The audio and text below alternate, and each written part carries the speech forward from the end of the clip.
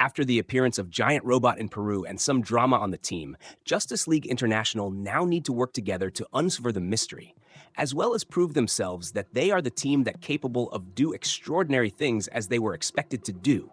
But can they?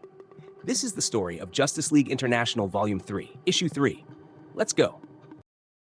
Back at the ruined Hall of Justice, the tension is thick enough to cut with a batarang. Inside a high-tech mobile command center, Andre Briggs and Emerson Esposito are having a total meltdown. Briggs is spiraling because the JLI's first mission, a supposedly simple rescue in Peru, turned into an epic failure, broadcast to the entire world. He's terrified his career is going down in flames now that the team is in full retreat. While Emerson tries to keep him focused on the fact that 4 giants are literally about to tear Earth a new one, Briggs can only worry about his reputation.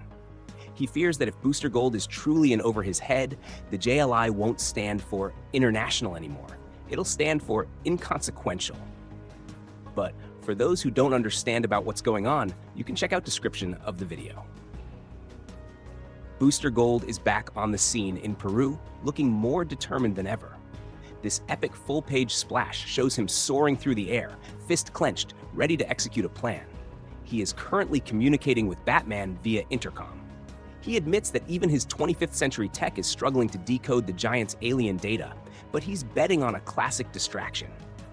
While the massive robot looms over Peru, Booster prepares to flood his blasters with energy to blind the beast. Really? Trying to blind the giant alien robot, Michael? While Booster Gold provides the ultimate distraction, Batman makes his move. As a blinding light floods the scene, the Dark Knight uses the chaos to grapple toward the giant's feet, intent on finding its origin point. He maneuvers stealthily through the mechanical structures, realizing the Titan doesn't even know he's there. Deep underground, Batman discovers a mysterious cavern where the missing UN research team definitely passed through. With Skeets by his side, he pushes further into the dark, determined to find out if the researchers are still alive or dead. While Batman and Booster are investigating the mystery in Peru, the action shifts to the freezing waters of Russia. A massive naval destroyer is unleashing a full bombardment on another giant. Yeah, remember that there are 4 giant robots on Earth, right? But unfortunately, the conventional weapons are doing absolutely 0 damage. As the crew panics and considers nuclear options, Rocket Red and Ice move in for a more tactical approach. Gavril scans the Titan and confirms that Booster was right. There is a hidden chamber located deep below the surface. To get there, the duo has to take a plunge. Ice creates a massive protective bubble of frozen water, and they dive into the icy depths to find the secret entrance. Okay, this scene is quite interesting, but also funny. As Red Rocket and Ice going deep into the water to find the chamber, the conversation takes a hilariously unexpected turn. Rocket Red starts asking Ice about her best friend, Fire, admitting he's quite impressed by her passionate nature compared to the women back home. Ice playfully shuts down any matchmaking hopes, but encourages him to give it a shot anyway, noting that Bea will try anything once.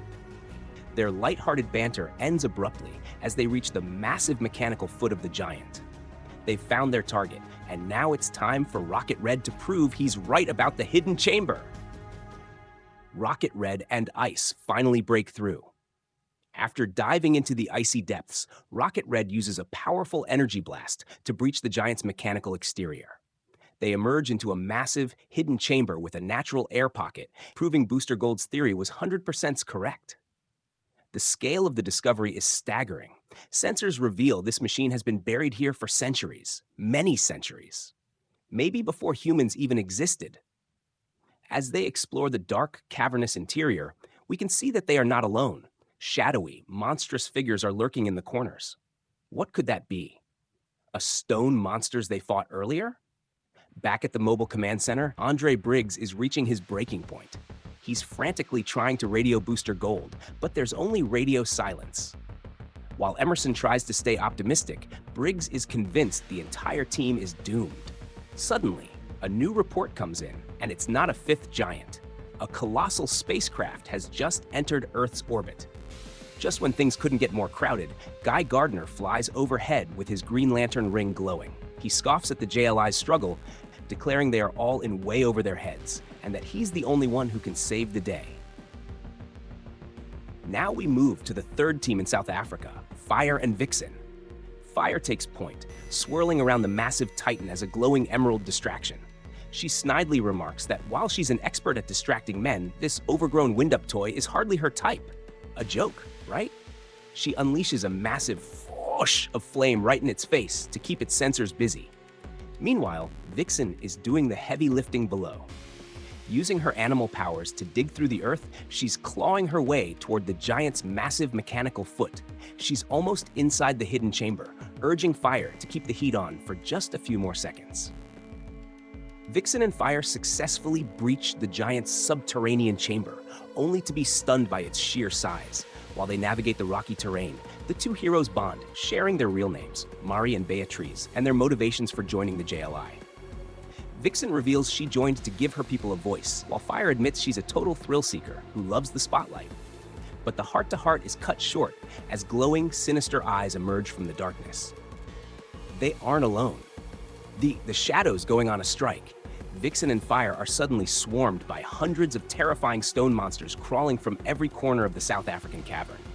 Despite their powers, the sheer numbers are overwhelming. In a shocking twist, the page ends with both heroes being dragged into the dark, unconscious, and defeated. Where are they going to take them? Finally, we move to the fourth location, Canada. August General in Iron and Godiva are sticking to the plan, but the vibes are definitely Mission Impossible. As Godiva prepares to dive into the subterranean chamber, she's feeling like this is a disaster waiting to happen. Suddenly, the giant emits a thunderous brrrm, activating its primary systems. August General realized the window for a diversion has closed. He leaps into action with his glowing staff, triggering a massive SKAU energy blast to force an entry. August General and Godiva jump to the cave, but things just go from bad to worse. After August General in Iron blasts a path underground, Godiva discovers that August General's armor is actually his literal skin. What? But there's no time for a biology lesson. They are immediately swarmed. Hundreds of stone monsters crawl from the shadows, pinning Godiva down. August General swings his massive energy staff, shouting for her to stand her ground. It's a brutal, desperate fight for survival against impossible numbers. As Godiva is nearly dragged away by the swarm of rock monsters, the general lets out a thunderous roar, swinging his fist and energy staff to clear the path. With a powerful SKAU boo blast, he forces the creatures back, saving Godiva just in time. Shaken, they realize they were never trained for this, yet they must push forward into the unknown. Back in Batman Booster Group. Deep in the Peru cavern, Batman finally strikes gold. Using his high-tech flashlight, he uncovers a massive glowing core of alien technology, pulsing with red energy. Booster Gold arrives just in time to be completely stunned by the scale of it, joking that this place makes the Batcave look like a pup tent. But what is exactly this place? And for what purpose? Booster Gold says the giant is shooting his eye beams to the sky again. Possibility? He may be communicating with a hidden third party. We need answers, Batman declares, wasting no time.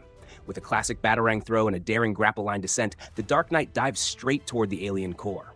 He tasks a hesitant Booster with keeping the guards off while he investigates. It's go time, but those rock monsters are waiting.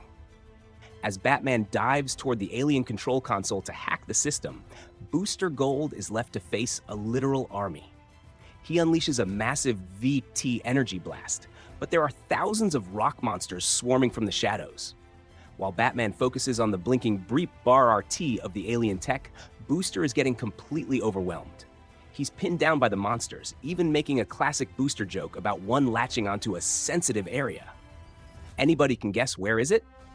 While Batman stays cool under pressure, he discovers a live video feed on the alien console showing that someone out there is watching. Just as he realizes the scope of the surveillance, a massive wave of rock creatures finally breaks through, swarming both him and Booster Gold in a desperate struggle. The true scale is revealed in space. Beams of light from the four giants converge on a massive mothership. Gardner watches in awe as the spacecraft prepares for something big. Booster thought they were just fighting giants, but this is a full-scale cosmic invasion. But we know Guy Gardner? Guy's not going to wait for an invitation. Hovering outside the massive alien mothership, he decides that since there's no doorbell, he'll make his own entrance. Using his Green Lantern ring, he manifests a giant glowing drill to tear straight through the hull. As he breaches the ship, Guy notes that the technology is unlike any alien race he's ever encountered. But his cocky attitude backfires instantly. A mysterious purple-eyed shadow looms behind him, delivering a brutal, one-cake blow to the back of his head. The Predator finally reveals himself. Standing over the unconscious Guy Gardner, a massive alien warrior in glowing purple armor mocks the fallen Lantern. He dismissively calls Guy an easy prey and expresses his disappointment in Earth's defenders. This is Paraxis, and he looks ready to tear the Justice League International apart. All right, everyone, that's the story of Justice League International Volume 3, Issue 3. We will cover the next issue on the next Leaps. Or, do you have another comic book story you want me to cover next? Let me know your thoughts down in the comments. I really hope you enjoyed the video. If you did, please hit that like button, leave a comment, follow, and subscribe to help us grow. Thanks for watching, and I'll see you on the next Leap. Bye.